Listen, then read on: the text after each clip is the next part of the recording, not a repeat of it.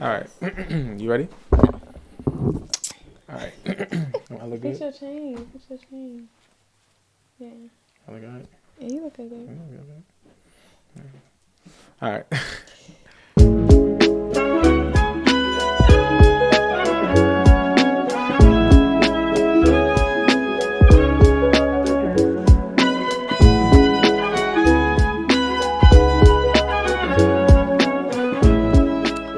What's up, everybody? Ruben Davis, Future Doc here, and I'm super excited to introduce in her debut to the Future Doc channel, my fiance, Destiny, soon to be Davis. Let's clap it up. Let's clap it up. What's up, y'all? Welcome, babe. I'm glad to be here in the room when he's recording and not at home on the phone or in the living room listening to him record the videos. Yeah, this video, wanted to bring her in because she's an expert. She is perfect. So in this video, we're going to be talking about MD programs versus PhD programs. And for those of you who might be considering like which one to do, this video will give you a little bit more insight into what it takes to be successful, to get into these programs, to be in these programs, some of the timeline, application process, some of the nitty gritty. All the details. And yeah, we're just going to dive right into it. So first, how about you just tell us a little bit of your background, Destiny? Okay. He's being so formal, which I think is so cute. But like Ruben said... Hold on, let me fix it up a little bit. It's a little fix bit me up. underneath my chin, you know what I'm saying? Okay, there we go. All right, so like Ruben said, I'm Destiny, future Dr. Destiny Davis, okay? I'm dead. And I'm a second year microbiology and immunology PhD student at Virginia Commonwealth University, just like him. I study allergic asthma and okay. in the immunology, like I said, microbiology, immunology realm. So this video, we won't dive into our relationship as much and stuff. That'll be like a separate video. This is strictly about But also, school. If you wanted to like hear how we got together and different things like that, you can always go to our couples channel, Wes and Ruby. We'll insert that. I'll put a link in the description for y'all to go ahead and subscribe. We haven't really been active there, but we're kind of getting back active right here. So. Okay, so where'd you do undergrad? What was your major? Okay, so I did undergrad at the University of Richmond. I had to think for a second. I almost said VCU. Like we went to the same place. Yeah, so I did undergrad at University of Richmond. I was a biology major, just like Ruben. What else? Just how I got to where I am is kind of where we going? Or just that right now? I mean, I guess that's good. We just kind of giving the people context. Okay, so yeah. Biology bachelor's from University of Richmond. I graduated in 2020, just like Ruben. Oh, yeah. And did you take a gap year? And I did a post-baccalaureate program. And so I did the NIH prep program. And that is a program designed to give recently graduated students an opportunity to do full-time research and take graduate courses and to prepare you for PhD, MD, and MD PhD programs. Like I said, I did that at VCU. And then immediately after that year-long program, I started my full-time PhD program at Virginia Commonwealth University. Awesome. Dope. All right. So yes to gap year.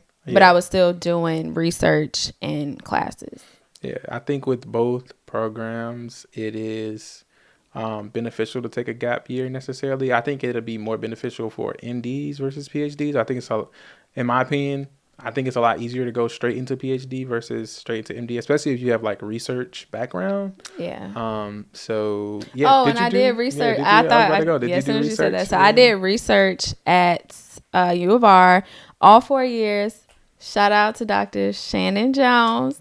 She's low-key our matchmaker. She's our matchmaker, my best friend, my therapist, a chauffeur, my Uber before I got my own car. Yeah. Just brief insight into our relationship. She, like, literally, Destiny be in her office talking trash about me or just, like, venting. Oh my God, What's up venting? Yeah. Venting. I'd be in there. I'll walk out and Ruben will be walking into her like office. She's a therapist, but she's our biology professor. She was my advisor, though. She was not my She was advisor. my advisor. I so. wish she was my advisor. She might as well have been my advisor. But yeah. But anyway, let's get back into. So I did research with Dr. Jones all 4 years of undergrad. Actually, Ruben and I did a program to sort of welcome you to college, get you a little bit of experience before, you know, the 4 years began. And that was a URISE program. And I worked. Did we both work with Dr. Jones? We both worked with Dr. Jones. We both worked with Dr. Jones. So that's really how. Yeah, that next summer we did because we did the poster presentation. Yeah, together. right. So yeah, we've been together for a while. That's our relationship is kind of coming out throughout this video because it was really a lot of U of R's time. But I did research with Dr. Jones. I've really been doing research my whole life, honestly. Yeah. Shout out to the Math and Science Investigators Program, Richmond Public Schools. Okay. No, MSI. I've been doing research since I was not 6 years old, in 6th grade. Yeah. And that was actually at the University of Richmond. So it all, you know, it's coming together. Full circle. Did research from like 6th grade to 12th grade at University of Richmond. Came to University of Richmond for 4 years of undergrad. Then I did a post-bac at VCU. Then I went to VCU for my PhD. And that's where I am now. So long background. Yeah, a lot of, I guess, context into her background. Y'all know about my background. If you don't, really quick, also went to University of Richmond. I didn't do research until I got to the University of Richmond. Like she said, we did that that summer before our freshman year. Yeah. It was like a intro to research almost, like people interested, you know, kind of get your feet wet in research. And then we did SMART, which was a different thing. Like a curriculum during like a year-long curriculum. Yeah. And then we got included like a summer of funded research. So we both did research in the same lab. Yeah, so that's and he was my lab partner for all of this. He literally could not get away from me if he tried. Okay. We'll say that for another video. Okay. She's not wrong. But yeah, I'm not. It goes both ways. Yeah, all right. So let's just get into like the process of getting into a PhD. All right, let's talk about the application processes for PhD. And this is a disclaimer. I'm just here to rip all MD students to shreds. She's a hater. And tell you why you should do a PhD over an MD. No, okay. But that's just the disclaimer. Honestly though, I might even push people over there too. It's like, let me stop. No, if you want to get your MD, get your MD. All right, don't settle for a lowly PhD. All right, settle. Oh gosh, I'm just playing. But the process. It looks a lot different, I feel like, since I've gotten started with my PhD. But because years prior to a PhD, you would have normally, you know, studied a bunch for the GRE, which is like the standardized testing and entrance exam to PhD programs. But a lot of schools are switching to not even requiring the GRE. I think, you know, we have that luxury. Like tip number one, like answer number one as to why you should do a PhD over an MD is that there are more schools that are not requiring the GRE than there are schools that are requiring the GRE. Yeah, and as a lot of my subscribers would know who want to get into medical school, the MCAT is required everywhere. I think there might be one school. How would you, you know, tell you guys apart? I mean, you probably could, but you can't, and they won't. So, you know, that's a whole nother conversation. But usually you would take the GRE. The application process is similar to a lot of other application processes. I feel like a general kind of basic information, and then you kind of get into the details of why you want to go to that program, what you can offer that program, what the program can offer you. So lots of essays. Then you'll also have the components of like letters of recommendation from different faculty members, advisors, co-workers, colleagues that you may have had, employers, anyone that can speak to your integrity as a person and also as a student entering into the program. And then interviews. It feels like it's been a while since I did all of this, but it hasn't been. So you didn't take the GRE? No. Right. So you only applied to schools optional. That it was optional. Not even optional. It was just not required. why would I take it? Why would I pay to take a test that I may or may not even do well And would on? you say, as far as like extracurriculars that are required, would there, like, is community service a big thing? Is, obviously, I feel like research is a big thing. Also, disclaimer, this is mostly about PhDs in science, not necessarily in like Yes, education or political science or psychology any of or those. Just some of this can probably apply to psych, but maybe. probably not any of the I would non-science say natural stuff. Yeah, sciences for natural sure. sciences for sure. So, Extracurricular activities, I would say the biggest one being research, but that's also not a requirement. You really want to convey in your application that you're passionate about doing research and it's something that you want to pursue long term. I think it could definitely help if you've had research experience to sort of show how you are as a future scientist, your strengths and weaknesses, how you're willing to learn, how you're willing to grow. But I don't think any extracurricular activities are necessarily required. yeah. It's cool to show that you're a well-versed person just in general. You have hobbies outside of working and going to school because that life can get a little boring. But yeah. So, What about I think, is that all the questions you have for me as far as I mean, yeah, just kind of, I guess, rounding it out, summing it up. So, optional. This is just, I guess, like some of the pros for the all optional pros? GRE. Not super intense about all the extracurriculars, community service type things. That probably depends on where you apply. I would say, Yeah. I mean, research. Probably don't need too much research, but definitely some research if you want to Yeah. be competitive, especially to places like Sinai, for example. Yeah. They're gonna want you to have research. So okay, Yeah, I feel like they expect you to have yeah. research, but if you went to a university or a college that wasn't necessarily an option, they're not going to hold that against you. Okay, shoot. All right. I mean, that sounds good because, as many of you know, uh, one, the MCAT is required. So there is a standardized exam associated with getting into medical school. You don't have to have research, but research is very, very like highly recommended because it just makes you more competitive. Community service, not an option. You're gonna want to have community service with people, don't not with animals, but with people if you want to work on people. So not optional. You want to have shadowing, at least 50 hours for some schools. Some schools, like, they might even require like more, but at least 50 hours is a good place to go of shadowing because, I mean, the whole idea is, how do you know you want to be a doctor if you never even shadowed or seen what doctors do? So I feel like there are lots of boxes to check, and there are also a lot of required courses that you have to take. So I don't know about PhD programs. I don't think so. That, like, you have to take certain courses. Like, you have to take a year of general chemistry. You have to take a year of orgo. You have to take a year of physics. You have to take a year Yeah. of biology. Like, you have to. If you don't have these courses, like, this is like standard. Like, if you haven't taken them, you can't apply because there are a lot of non-traditional students that apply to be physicians. So I guess that's a way to, like, keep the playing field I would level or say it's whatever. probably dependent on the program, you want to go into. I don't think a PhD in biochemistry is going to require you to take Yeah. a year of When you applied, did they have like required courses that you should have taken?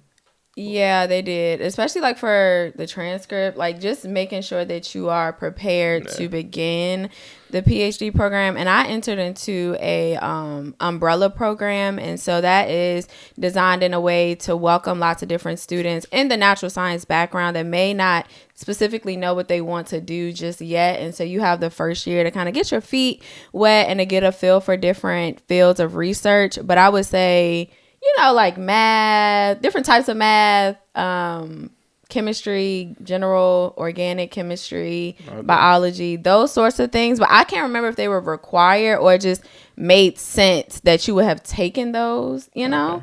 because you're entering Yeah. into, Right. and it makes sense to Yeah. going to med school. But I don't know if the word like required was, but I feel like it might. I honestly Yeah. don't Another remember. aspect of it is there are basically two applications you have to do. There's your primary application that can get sent out to a lot of schools that use the MCAT system, but then you also have to do secondary applications for each of those schools. Generally, most schools have secondaries. There are very few that don't have secondaries, so you have to do a secondary application specific to that. So just a bunch of essay writing. Sometimes they overlap, sometimes they don't. So Nah. a very lengthy, stressful application process, very rigorous. I think we can end the video right now. Oh my gosh. It's going to be a lot of pros for PhDs, but in the end, all right, PhDs will win. in the end, working with people is always better. Okay, so I feel like that's a nice like overview of the different application processes for PhD or MD. Not to cut you off. Do y'all have interviews? Yes, we do have interviews as well. So we do that is too. something. So both have interviews. I would say it's very hard to get interviews for medical schools. You can get interviews someplace and not get interviews another place, and you're like, wow, y'all both are comparable to each other. Like y'all both have the same numbers. I have stats that are comparable for both schools. Why didn't I get an interview both places? You know, just very finicky sometimes. So that's one thing. Whereas I feel like, I don't know, a competitive PhD student gets interviews like everywhere. Pretty much. Like, so that's another thing. But yeah, so that's a general overview there. Next up, we're going to talk about finances. You want to, should we go? Or you did timeline to completion. Oh, well, yeah, we could do timeline to completion. Okay. So let me take a nap. Bro, chill. It's not that deep. All right. So, because you say that like it don't take forever to finish a PhD. It depends. Yeah, but see, that's the thing. It depends. Whereas ours is set. You know what I'm saying? Yeah. At least it's set. Whereas a PhD, depending on like how good your lab is, I'll let you say it, but I'm gonna say it could go from 3 to 7 years just in the PhD program. Whereas talk about med school. Anyways, CP. Med school, you have your undergrad med school, which is 4 years. Of actual medical school, whether you're an MD, DO, whatever. Then you apply to residency. That's another thing we're going to talk about, I guess, like fellowships and like residency versus just like postdocs in that process. So yeah, that's gonna. So I'll just get into that, I guess.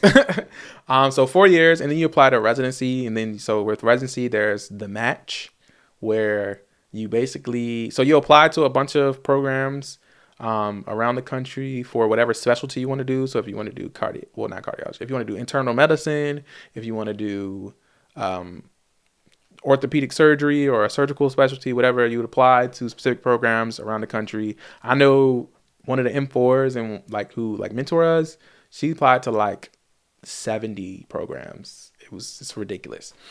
But the thing about it is, in order to get selected for that program, you both have to choose each other. So it's like you have a rank list, so you rank the programs that you want to be in. Generally, I think you rank any programs, but you only want to rank the programs that you get interviews at. But you rank the programs and they rank the people that they want. And if y'all rankings match up in the algorithm of like people they ranked versus the schools you ranked and blah, blah, blah, I don't know how the algorithm works.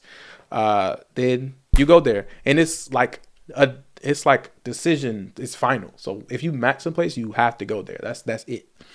Who would want to do So that? It's very stressful match time. I do love seeing the match day videos. I don't know why I saw so many of them on like TikTok this year, and I will always see so many like black, because you're at that point you're a doctor. Yes, well, like you are a doctor. Yeah, you're a doctor. Like you had just graduated, all that sort of stuff. And I love seeing like the big parties and like the celebrations that the school would throw. I feel like with us, we just graduate and just move to the next. Match day is lit. And as president, like I'm actually like in charge. When I'm like, I oversee. Y'all hear that? I oversee, the other officers, and a part of our responsibility is to raise funds for match day. So that's gonna be exciting. I'll donate $5. Appreciate you. Anything to support the cause. So yeah, residency. So you, at that point, you are a doctor, you have your degree, but you can't practice on your own. You're not specialized. You don't really know how to necessarily take care of patients. You have all your basic knowledge and things, but you don't have that, I can take care of patients on my own yet. So you need to do residency to specialize in whatever you're going to do. And residency, the shortest residency is 3 years. So that's like internal medicine is 3 years. Family medicine is 3 years. I think peds is 3 years. And then surgical specialties are usually at least 5 years. And then after that, If you want to continue to specialize, you can do a fellowship after that to even further subspecialize in whatever specialty you chose. So like, for example, if you do 3 years of internal medicine and then you want to do cardiology, you can do 3 years of cardiology fellowship. But that's like the long ones. Like if you do surgery, you do 5 years of orthopedic surgery, then you can do like a year of fellowship in joint or whatever. I don't know. Because this is taking forever. And then once you finish residency and you pass your boards, you are a fully fledged practicing doctor, like on your own out here making that moolah. But we'll get into the money next, because that's where we really gonna shine. That's the only part of the video Man, y'all are really gonna. Man, talk about the timeline. So the timeline for PhD programs can vary, but typically you would have done 4 years for a bachelor's. Some people will do a master's, but you also have the option to go directly to a PhD. I know that was something that like my mom was confused about. A lot of my friends were like, how do you go straight from a bachelor's to a PhD? And I'm like, watch this. Oh, insert Usher. But no, so you have that option from going from your bachelor's straight to a PhD program if you feel like you're, prepared and things like that. And a PhD can usually range from like 4 to 6 years is the range that you may find on Google. I know VCU says that they try to get a lot of people out within 5 years or less, typically being like 4.5 to 5.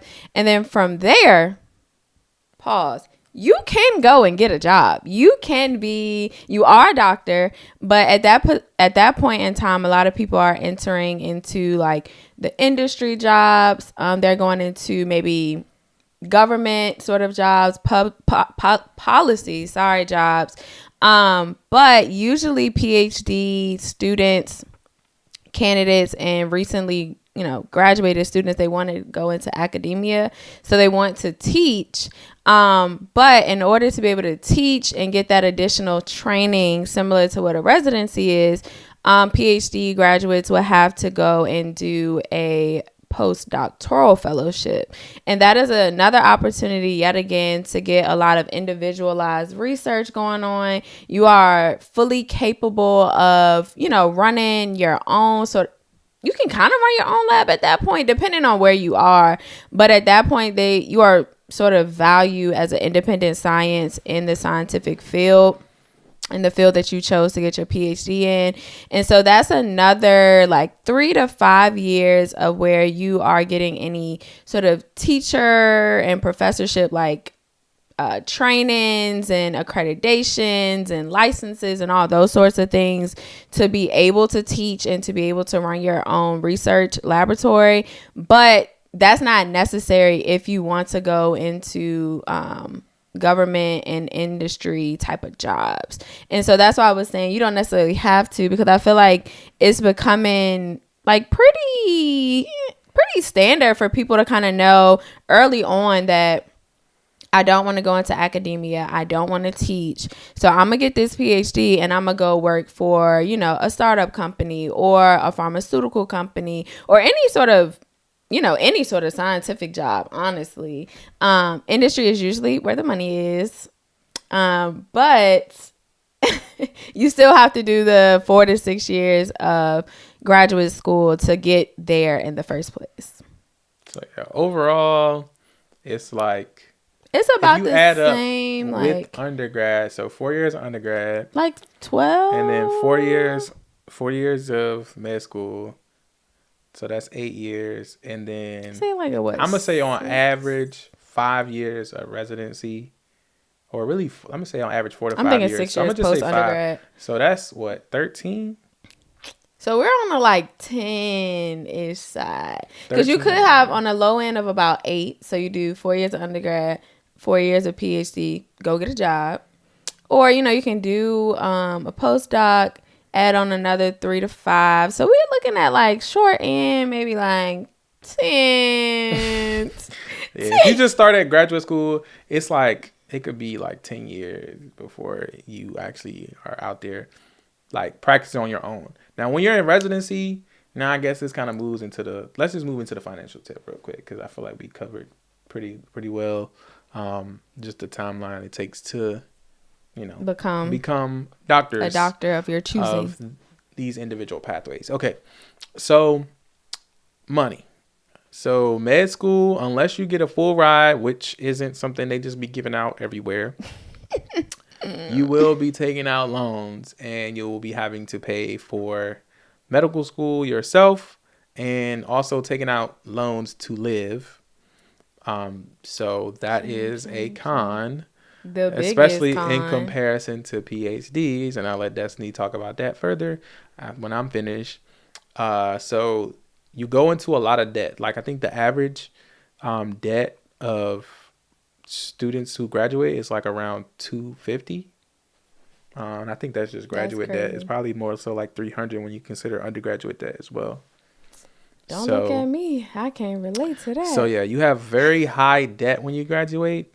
I've been learning to like rethink, like, my thought process about debt has like sort of had to change. Yeah. But the good thing is that when you graduate, that you will be making salary enough that you can pay that back. But there also, if you know what specialty you want to go into, there are ways to mitigate that cost. You can go into the military. There are, what is it? What's the special primary care scholarships? So if you know you want to go into primary care, then you can get, scholarships for that. So, and there are lots of primary care scholarships. So yeah, there are ways to mitigate the costs, but for most people, they want to specialize in something, and so you can't really do that. And so unless you got a 520 on your MCAT and you're out here like pulling scholarships everywhere, um, What's the highest MCAT score? 528. 528, I think. Yeah. That's crazy. I don't even know anything about the GRE. I just thought about that. Yeah, I As don't far even know as, how the scoring works for the GRE. nope, never looked it up. Never. Yeah. My mom bought me a book, but it's still in the Oh plastic. my gosh. Anyways, so yeah, school is gonna be, crazy, and it's not really enough time. It's not a lot of time to like make money, especially if you really want to focus on your studies, as you should be. There might be little opportunities there.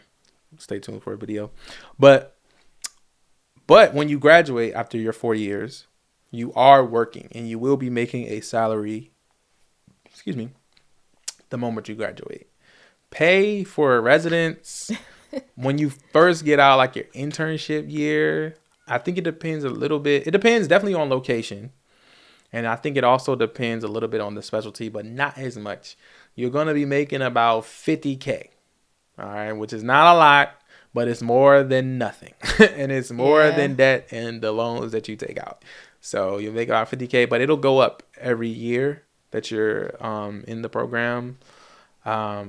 With your highest being like if you do like a fellowship, and then once you become a doctor, you'll be making hundreds of thousands of dollars. And yeah, so that's great, right? The high end of Let's just give them the a high round of no, applause. stop it.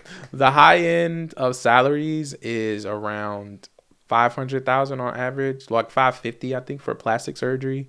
He need to start surgery. giving out BBLs. Oh my god. Plastic surgery is number one. Orthopedic surgery is number two. They usually interchange, and it's cardiology, then urology, GI. So, and those are like from like 400,000 to like 500,000. But then you have family medicine, usually somewhere on the bottom. Family medicine, pediatrics, around like 250, 300, 250, 300. So there's a range in there depending on what specialty you want to do. But you will have a satisfying life. But we don't get into it for the money in the first place. We do this for the patients. All right. We do this for the patients. All right. We saving lives, taking care of people. Okay.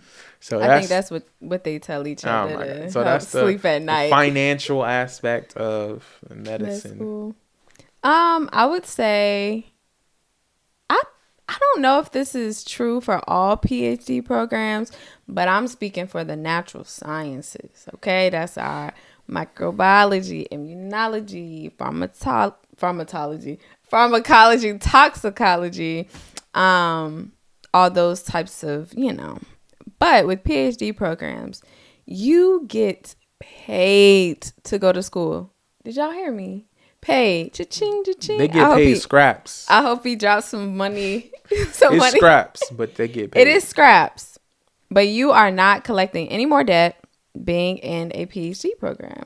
And the logic behind this, which is something I would love for, med school to pick up, is your expectations for a PhD student, then candidate, is to, fully immerse yourself in research and in your studies.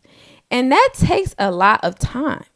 So if you are in school full time, you in a lab 40 hours a week, you don't have the time to go and get a full time job. So they value our time very little, but they value it. And so they compensate us for the, contributions we're making to the scientific field, the time that we're investing into the lab at their institution. I'll say here's so we get paid. But here's the difference in why y'all get paid versus why we don't get paid. Even though I don't care what the difference is. This is an educational video. Oh, I'm sorry. So as PhD students, like you said, y'all contribute to science, right? Like y'all actually doing research that can actually that's another point we gonna potentially get to. How doctors can't exist science without us. Y'all can't. Okay. But what's the point of y'all doing stuff if there's nobody implementing what y'all research? If y'all stop at research, anyway, that's a whole nother argument. That's a whole nother argument. That's an entirely different story. But also, after a certain point, I know you're in the IMSD program, but after a certain point, I forgot to talk about my fellowship. After a certain point, the school stops funding you, and whatever lab you're in has to fund you. Am I correct on that? That ain't no problem. Which means, but the difference is you're getting written into a grant. So that grant is paying for your stipend. Yeah, your salary. I don't know about how that works with tuition, or even if there is a tuition cost, whatever. But your stipend at least is being paid by the grant, government by agency. Like the NIH or whatever. Yeah. So it's not even really the schools. The schools finessing. They might pay your first year or second year. The school will hold you down, but you would only be, accepted into a program, accepted into a lab, mentored by a specific person. You only can do that if the money is good. Honestly, that's the easiest way to say it. Yeah. And so we there's can a little uncertainty. There's a little there can be a little uncertainty. But I know at my institution, which is the only one I can speak for, is they make sure that you will be paid, that your time will not, go wasted or anything. And if there is an issue and a lapse in pay, let's say with a grant or this or that, the school will kind of, support that until they can kick you back off to your principal investigator. Right. So that's how they finesse that. And we as medical students aren't able to do that. A lot of medical students do research, but not at the capacity at which PhD students. And I think at that point, from what I know, with med school students who do research, they get paid, hourly. I think. Yeah, if you get lucky, maybe if you. But with PhD programs, Ruben also made a great point: is that you have the option to acquire fellowships and to enter into different programs that will support you as a scientist. And so I am an IMSD. I think that's under the NIH. So NIH IMSD fellow. And that supports underrepresented students in the sciences and things like that. And with that program, I get additional money to do research and support me for travel, any sort of if I need business clothes and things like that. But it's not international, but national recognition, Yeah. So I to feel be like an NIH. I feel like fellow. There's a sort of a flip flop. They treat in medical school, financially wise, they treat med students like trash. They take care of the PhD students. Barely. But then residency, they also kind of treat us like trash. Yeah. But once we're doctors, though,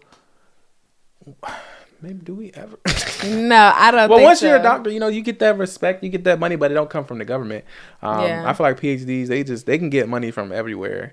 And if you do research as a physician, you can get money everywhere. And then if you do private practice, you can get different money from different places. But yeah, money is always a very interesting topic. It shouldn't drive be the main reason of any of your decisions, but you should definitely consider it. Because if that was the case, I would have been in med school. Yeah, and another option that we haven't discussed would be MD PhD, where you would have the combo and your schooling would be paid for, but you would just always be in school. You would be in school until get out. You wouldn't be like a practicing anything until you're like 40, 45. We actually did the math in the lab the other day. Literally, because you do 4 years. Sometimes it's like 2 on, 2 off. So it's like your first 2 years of undergrad.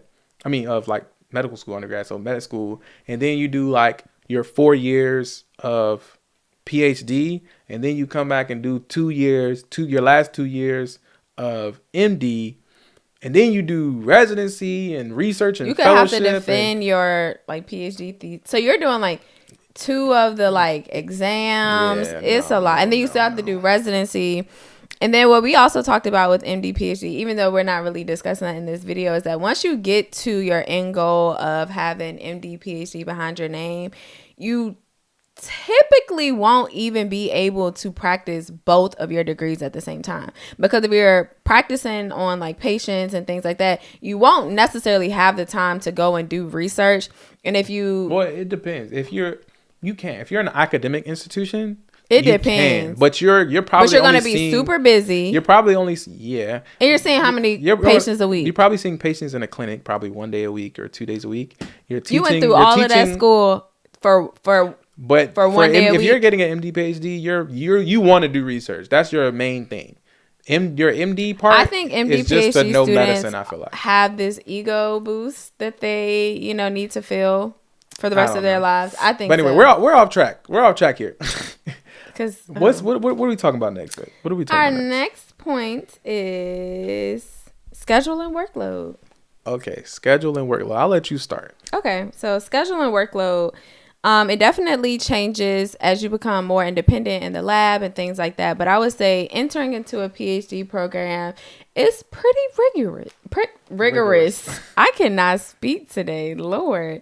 But I feel like the design of the first 2 years are pretty similar amongst different programs. So you come into your program and your first 2 years are the course heavy years. So you're in a lot of your fundamental classes that will really set you up to understand what your research is about. And if you want to go into academia, this is the material that you could potentially be teaching to students in the future. And so first 2 years are not research heavy, classwork heavy, and research, kind of middle ground, depending on the school you go to and who you work for. Your PI, your principal investigator, should have an understanding that this person is new to graduate school. They're figuring out, life, how they're trying to manage their time. You may have moved to a new city or state. So just sort of navigating life, entering into a program that you'll be in for a very, very long time. And then after your second year, generally, this is a timeline that can have some variation in it. So after your second year of classes and doing research at a pretty even kind of level, you will take your qualifying exam. And this is to prove that you've learned as much as you can in your respective field. And this is your sort of green light to doing research independently without any classes. Research, again, will be done in those first 2 years, but I feel like it kind of cranks up after your second year, because you won't have, classes to take any of that time and attention away from. And then once you pass your qualifying exams, and that is in the form of a written portion, so you're taking a test and writing a grant. That's a whole nother thing. And then you have your oral exam, which is a presentation of the research, that you have done and what you plan to do to get your degree. And then from there, the timeline is really just research. You're just in the lab constantly. In the midst of that, you're hopefully going to conferences, presenting your research. I have a few friends that at that point, they're kind of doing assisted teaching and being teachers' aides. A lot of people maybe running a lab course. I know when we were in Orgo 1 or 2, I know our lab was ran by a PhD student at VCU a long time ago.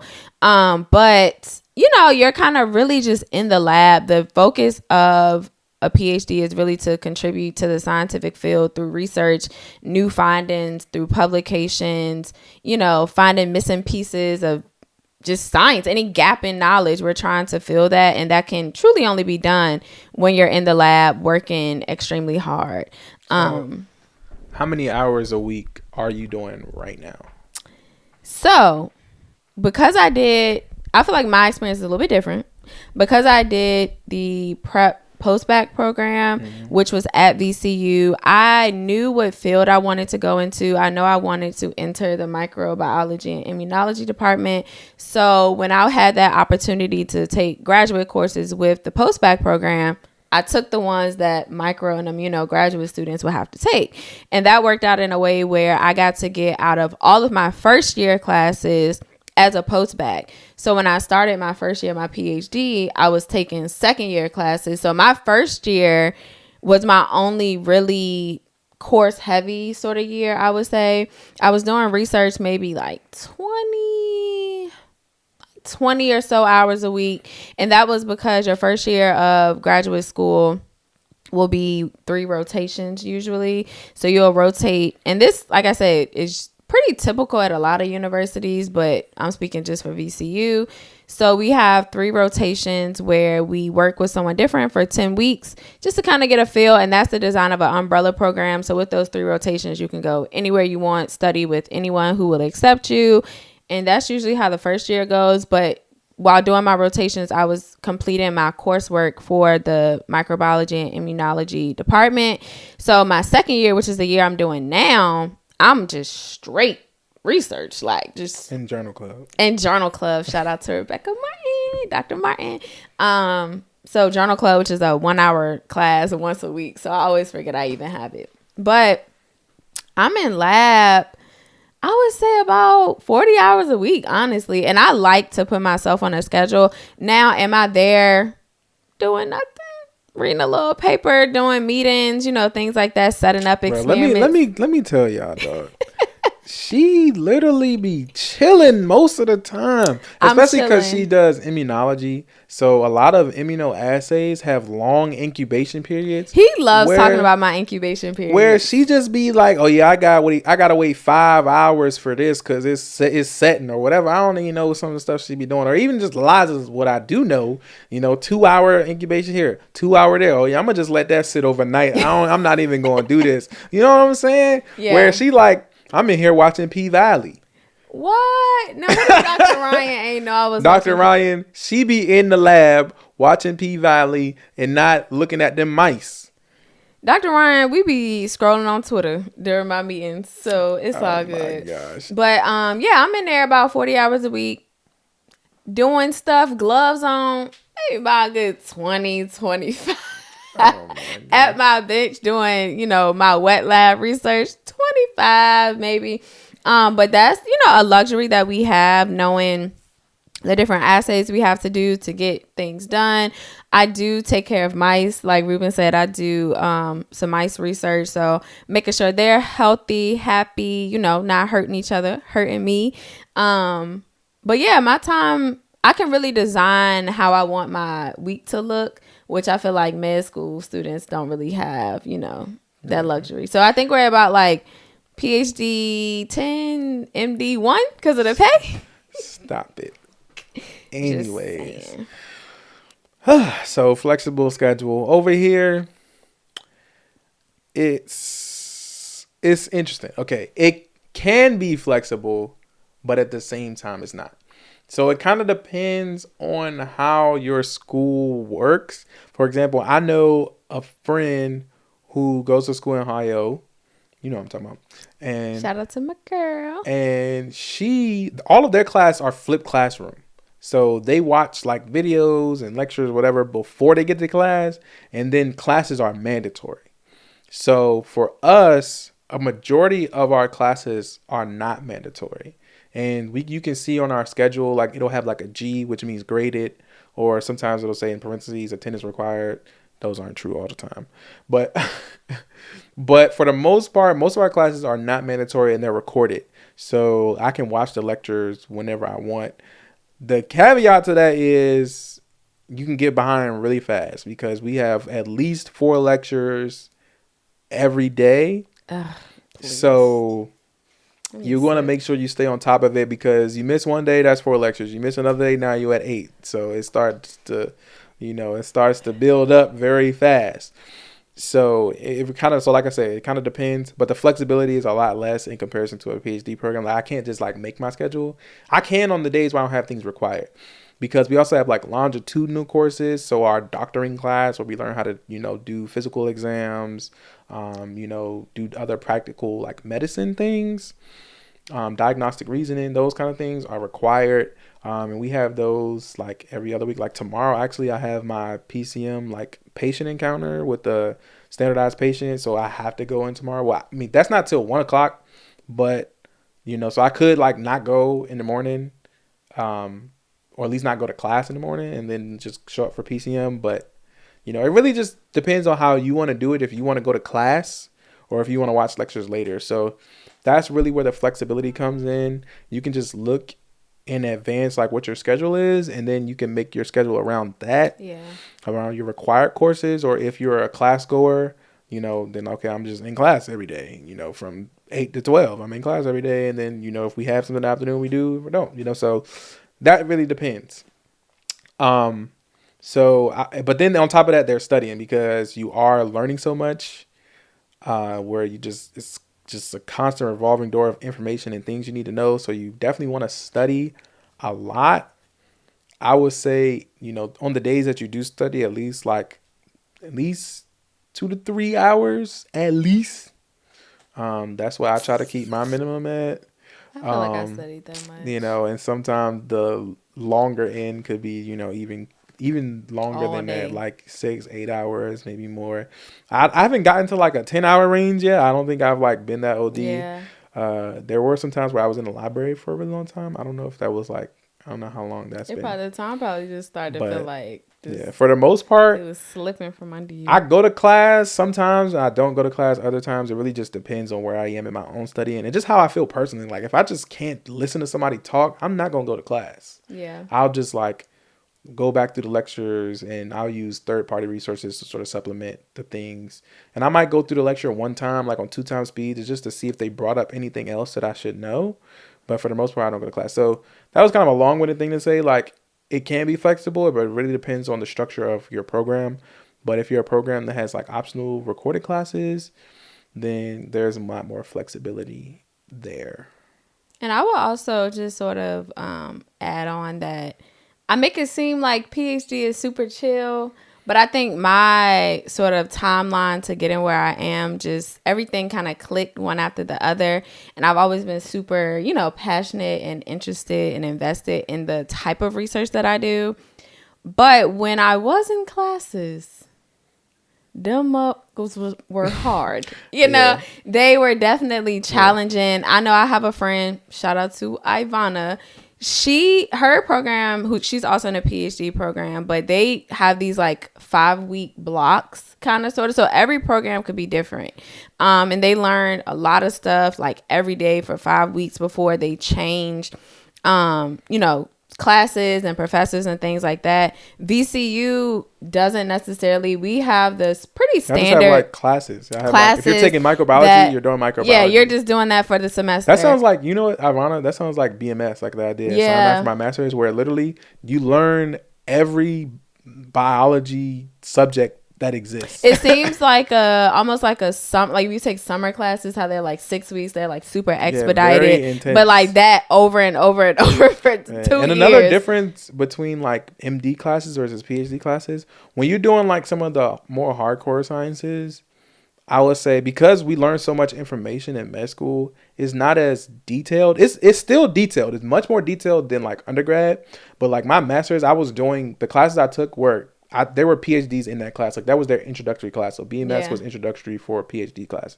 And the level of detail they went into about pathways and different things that they wanted you to know is insane. We eat it up. Whereas med school, it's like you don't get into that much detail for, especially like biochem and like certain things like that and physiology. They're not going to make you learn everything because you know so much information. So that's a trade-off. You're not getting as intense of details, but you're getting like just insane amounts of information. So it's like, I think if you're like flip-flop. so it's like if you're a really nitty gritty, like fine details person, then like, you know, PhD maybe you'll like could be, PhD. yeah. But if you like more, I mean, you still got to know details. Don't get me wrong, especially depending on what specialty you want to go into. But you still got to know details, and even to pass exams, you got to know some details. But it's more broad, like systems and how does maybe this one detail affect a whole system, rather than like we're gonna just look at this pathway and see how it goes down and not like necessarily think about the symptoms associated with the you know, pathology. And I feel like that it kind of speaks to us as like students, as individuals, as, you know, just individuals. I remember literally in undergrad, I literally can remember exactly what I was wearing when Ruben and I were having this exact, when we were in North Court in the like little study area. Literally, we were studying for our immunology test, and Ruben is like, we're studying together. We did everything together in undergrad. But I'm just like stuck on this one detail. And I'm like the type of person where I'm like, unless I figure out this one detail in chronological sequential order, forget it. The rest of the studying is not happening because I cannot move past this one detail.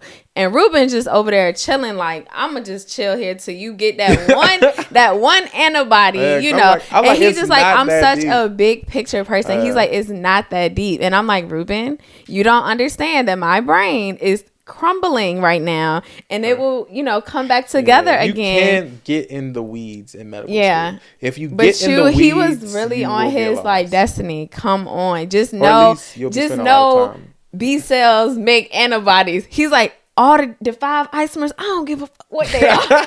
He's like, the 5 different isotypes, I don't care. Me, I'm like, I can't move on from this. But I feel like you really have to know, or if you don't know ahead of MD or PhD, you'll definitely find out, you know, what type of person and there's some tests out there to see if you're, you know, what kind of person, what kind of ways you learn. The course though, it wasn't, you know, and course load over here, insane. Over here, but it's also just the first 2 years though. It can also be insane, you know, depending on what your background was before you got to, did you do a master's? So now that some of that information may be, you know, familiar to you, but if you are coming from undergrad and you've never gone into any amount of detail like this, you can, you know, you can become extremely overwhelmed. And so I was just like, I'm a great studier, you know what I'm saying? Whatever. I love, you know, I just love immunology. Microbiology, I'm like, it's cool and all.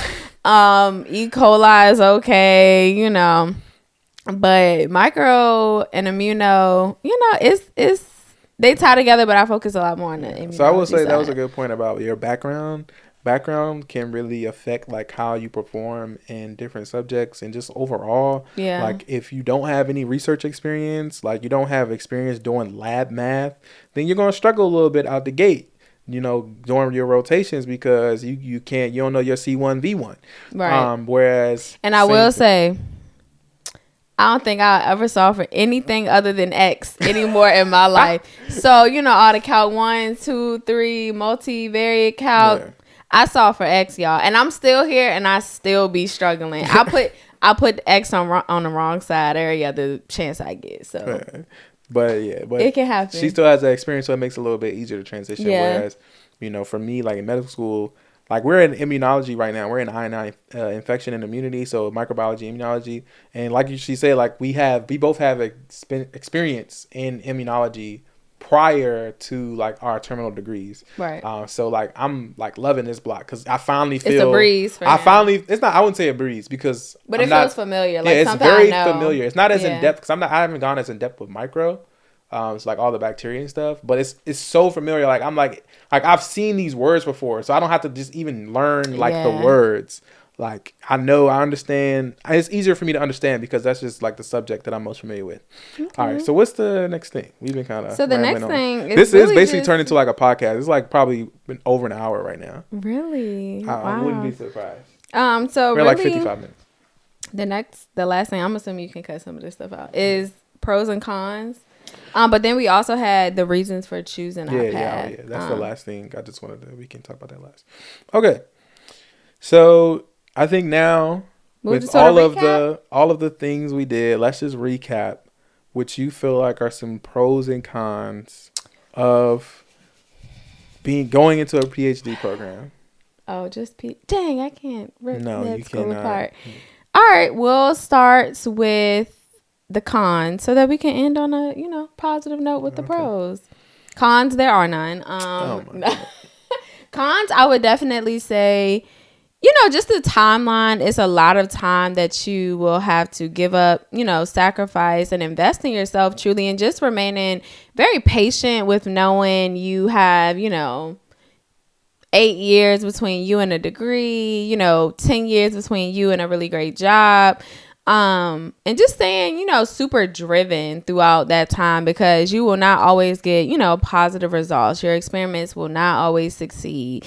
You will, experience nerves and things like that and anxiety when you give presentations. So it's not this smooth sailing process. And it would be worthwhile, if it was.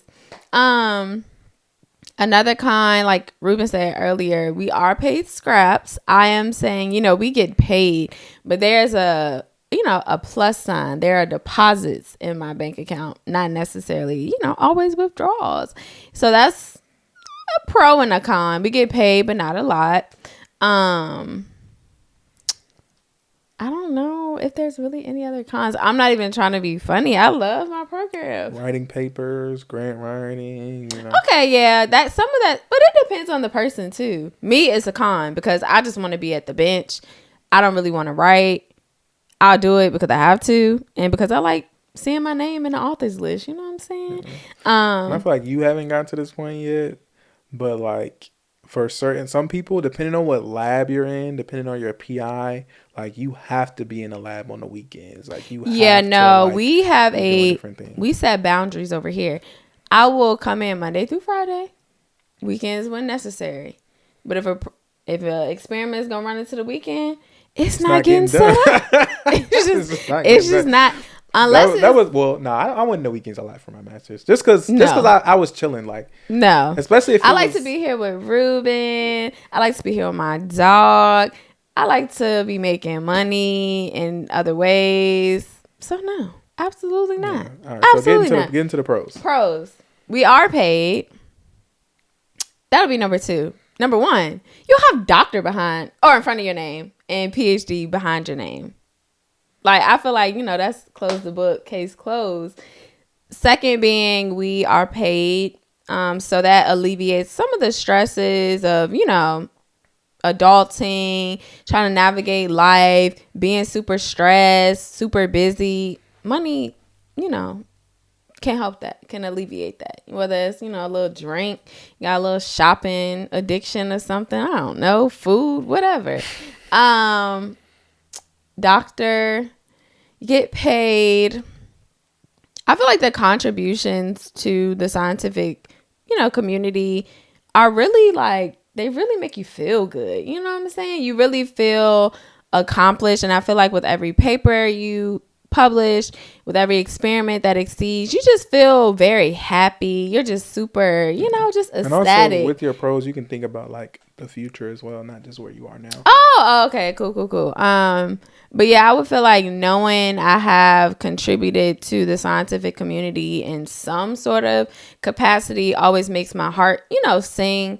For me personally, knowing I want to go into academia, just getting that satisfaction of teaching students, welcoming them to the immunology sort of realm, and, really being the reason why people across the world, are well versed and are knowledgeable of such an interesting, topic. I like to take credit for stuff. So knowing I was a great teacher, what I'm saying, somebody want to rate me. What is it? Rate my professor. You trying to get that 5-star with the hot chili pepper? Doesn't that mean like they're like attractive? Yeah, they're attractive. I used to think it was like just like a rating, but there's like, no, that means she fine. She a baddie. I'm just saying. My man tells me enough. I don't need y'all little kids. But, just being, I love presenting. I love going to talk. She loves to hear herself talk. I'm going to listen to this video 50 times.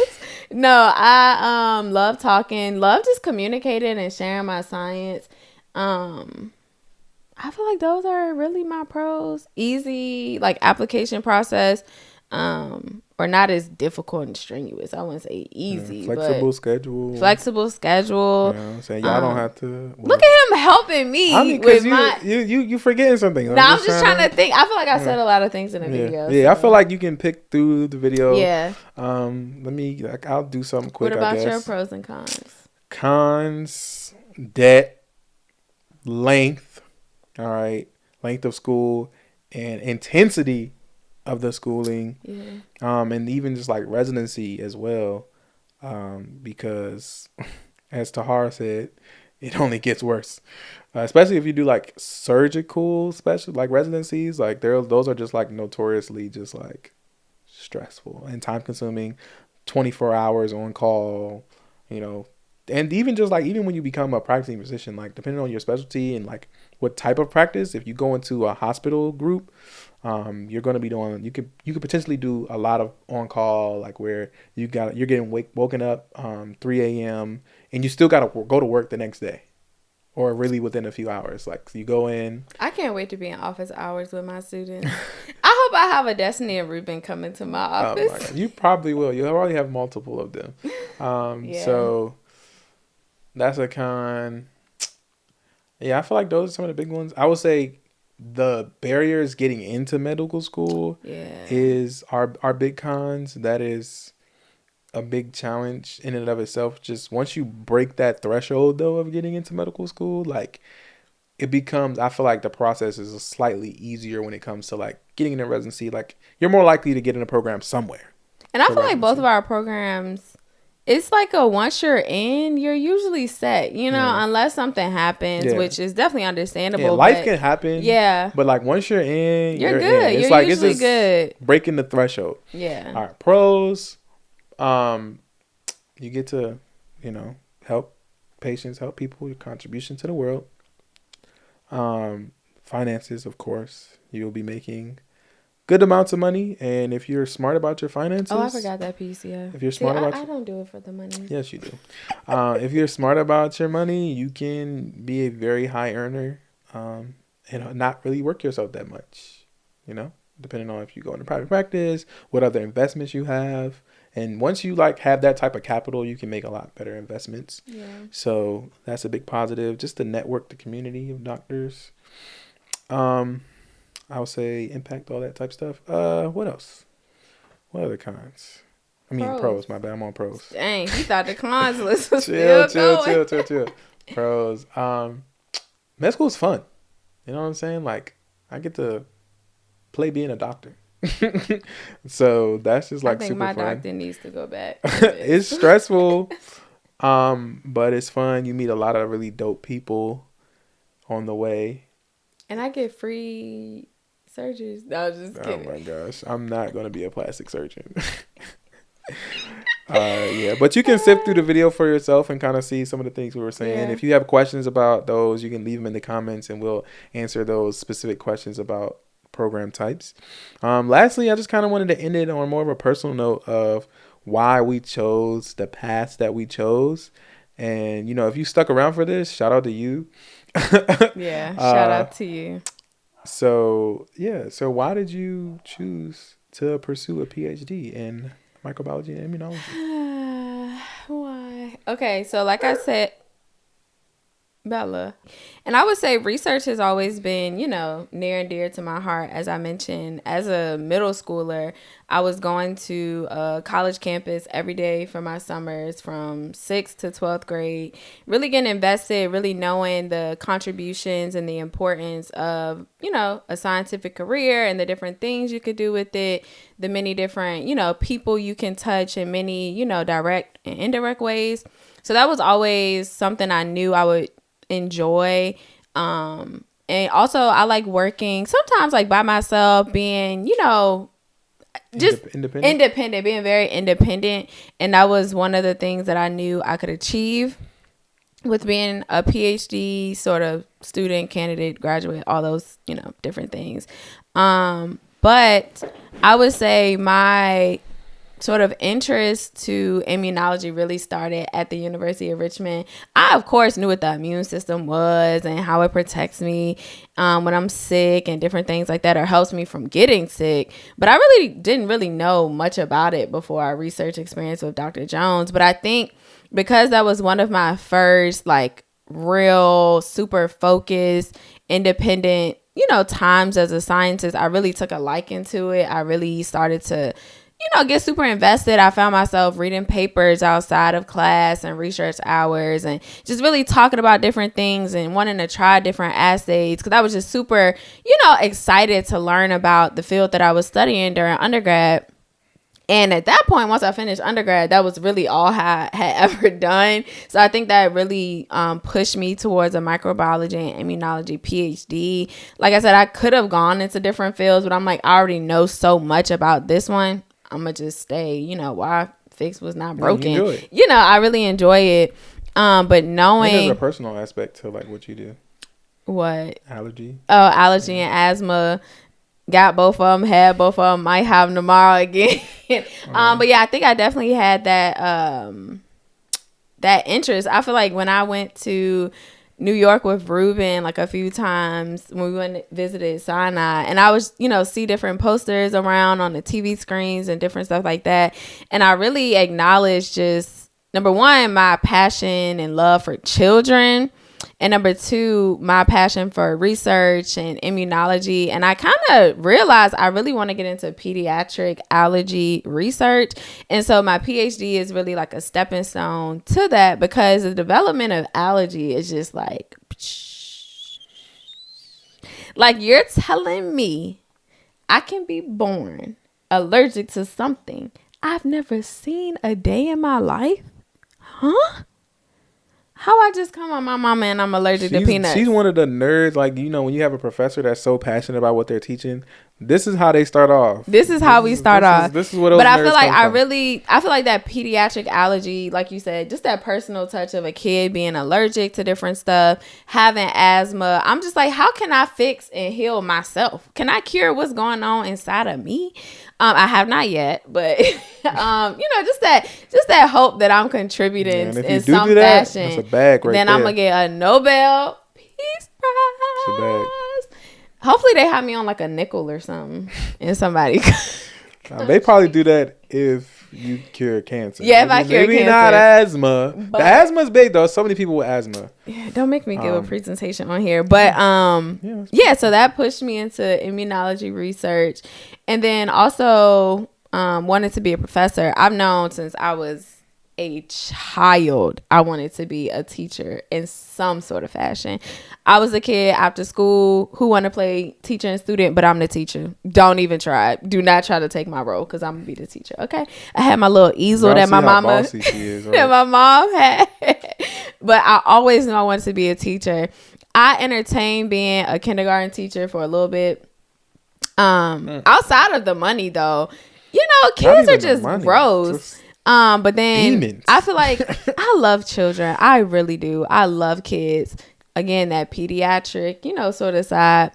But K through 12, I have different reasons why elementary, middle, and high school are just a no.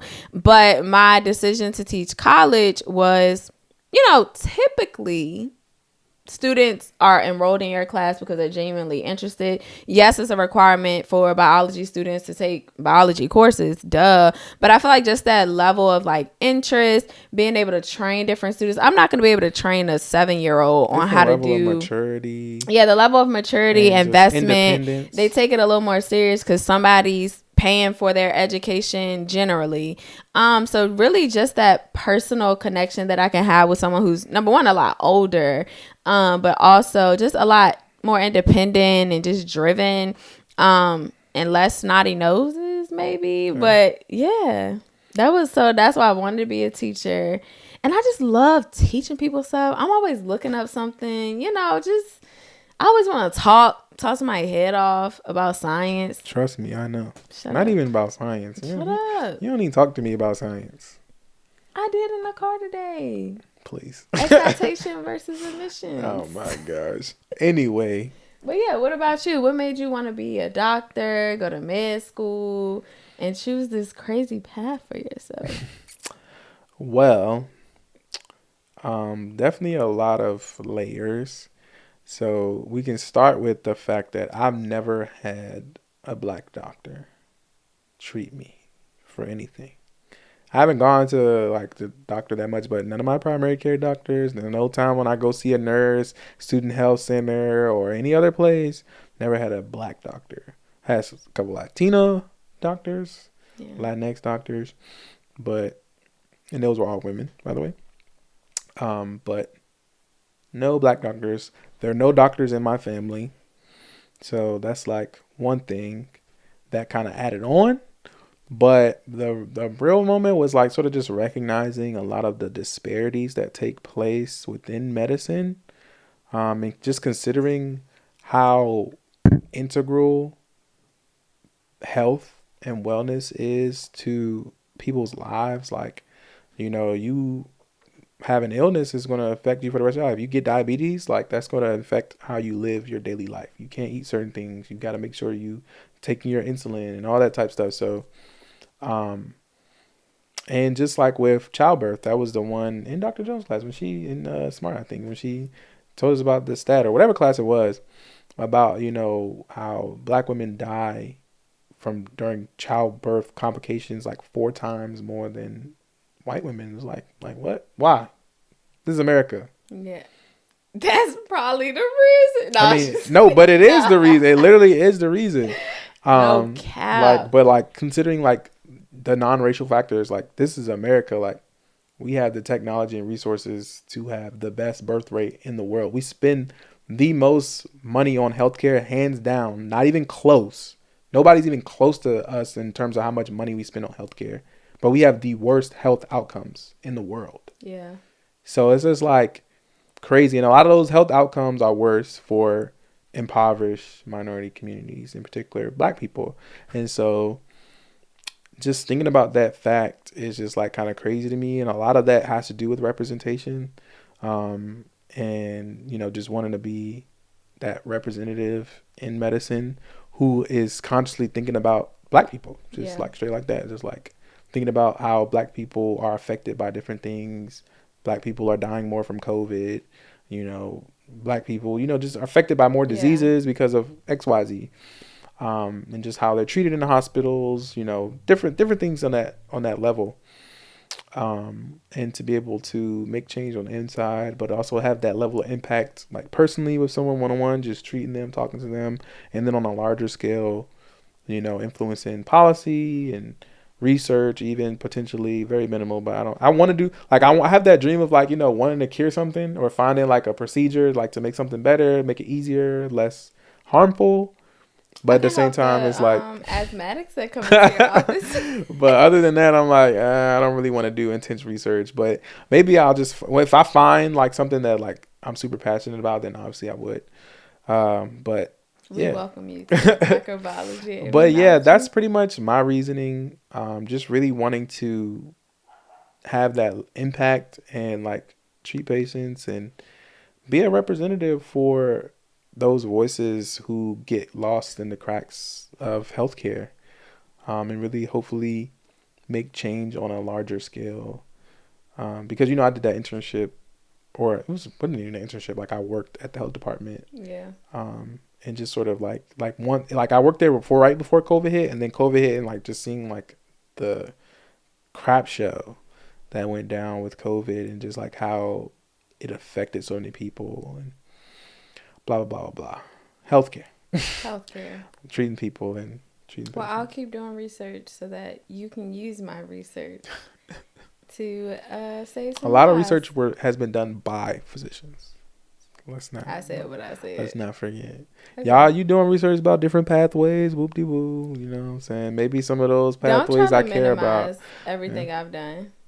No, I'm not going to do that. Thank you. You're right. You do amazing work, babe. Amazing work. Now, if you cut this from the video, I'm going to know exactly what was said. So No, I'm not going to cut it. But this was a great conversation. It gave kind of podcast. No, it's definitely giving podcast. I mean, I made more of the podcast setup. Okay. This is much different than being on the couch and doing my videos. But yeah, I loved having you on. But yeah, this was good. This was great. Thanks for joining us. I hope I get Um, welcome back of course, we after acting definitely. like a fool the This whole was much time. longer. Definitely more podcast vibes. Oh, it's But supposed to be quick. not necessarily. I knew it was gonna be long, Okay. but this long, I didn't know. It'll definitely get shorter. I'm gonna cut some things, try to make it Yeah. cool. But thank you for coming on. If you want to see more of Destiny, you will see more of Destiny because we're gonna do a video about relationships and dating in medical school. You're gonna see her in some of my day in the life, week in the life vlogs Someone on my page actually on your asked Instagram. for, just some insight on how we stay, motivated and make quality time and, make that time for each other being in 2 terminal degree programs. So Okay, so yeah, y'all that will can tie into maybe our relationship. yeah, Together. y'all will get more Wes and Ruby content. And more Let me know if Destiny. y'all want me to do a Ruben Davis Future Doc YouTube page takeover. I'm sure. I'm gonna just post Brayden videos on the whole page. Thank you for joining us for Thanks this for video. having me, baby. I You're love welcome. I you. love you more. Make sure you like, comment, and subscribe. We're trying to get to 500 Yes, subscribers. All right, we're at about almost sir. 450 now, I think. So let's I'll do bring it. the 50 that you need. Appreciate it. Let's do it. I can't wait. All right. Future Docs out.